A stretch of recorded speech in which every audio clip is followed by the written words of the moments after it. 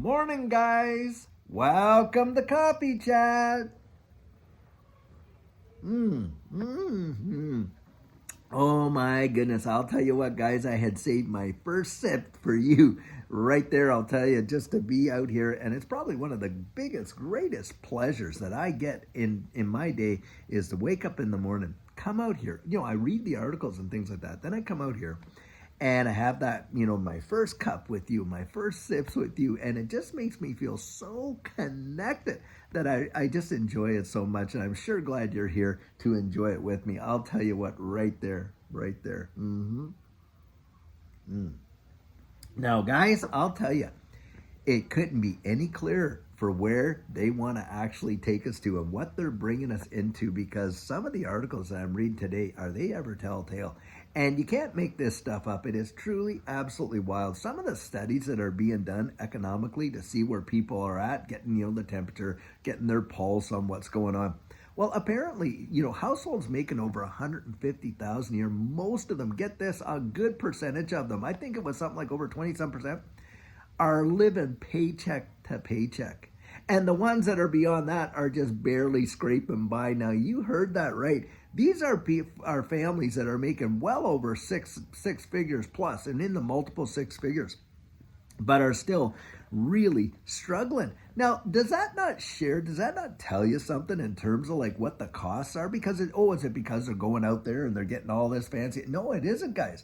It's because the cost of just living has just ratcheted up, bang, bang, bang. Now, we all know it. We all know it. Does anybody out there really believe what these guys are trying to sell? Like, how great things are and how rosy they are? Because, of course, that's the narrative now as we're moving like literally within less than 2 weeks of this whole election cycle thing.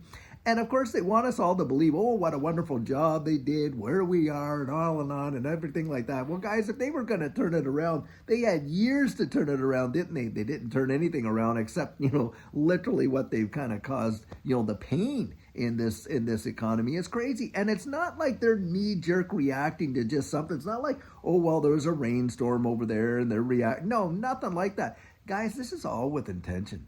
And literally, you've got to absolutely, admit this.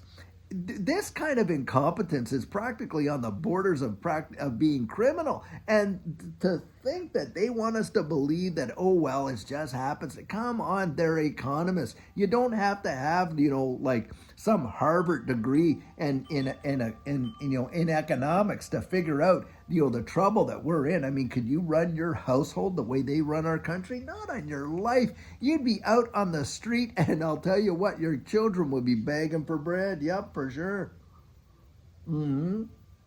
But they just want to have this carte blanche attitude, and then they come back and they're so condescending towards us. These people, they're so condescending that, you guys really don't know how to take care of things, so we need to take care of things for you. Are you willing to trust a system like that with universal basic income and believe that you're going to have any kind of a life and stuff and all this? No way, no how. But that's how they actually behave, and they're so entitled. It blows my ever-loving mind. You think they can practically bequeath their positions to relatives, and isn't that what's happening? You're seeing generations of these folks. The parents were in politics, now the kids are in politics, and the grandkids are getting into politics, and on and on and on.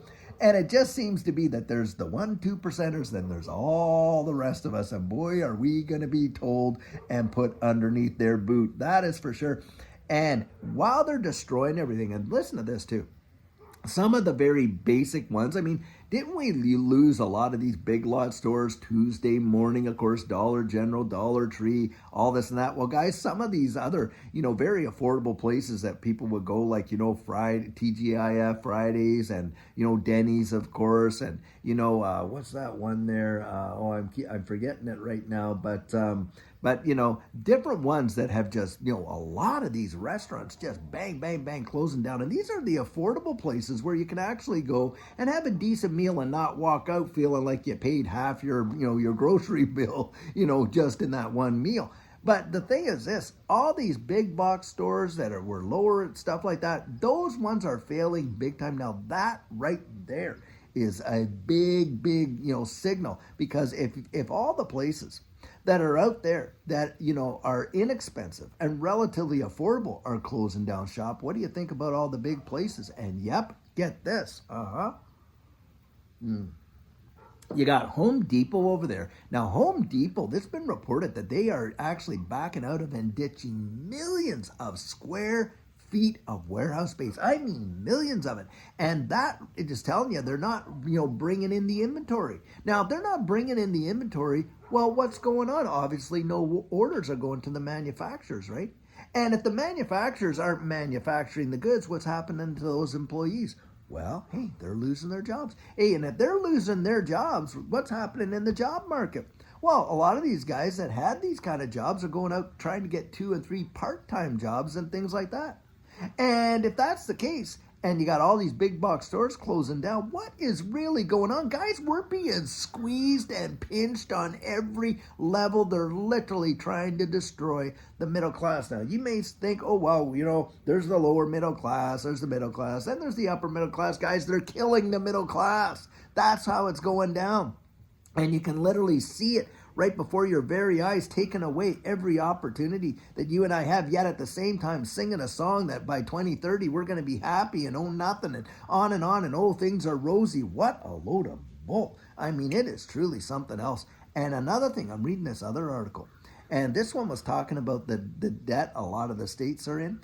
I don't mean the whole of the United States. I mean the individual states, and it's getting up there into the $800 to $900 billion, so $1 trillion plus. And you got the national debt and the Federal Reserve out there every 90 days, get this, $1 trillion more dollars. Now, to put it in perspective, and I've shared this before, do you realize it took the United States from the time it became a nation up until I think Ronald Reagan years, it took all that time to accumulate the first $1 trillion in debt. So that's what, 150 years?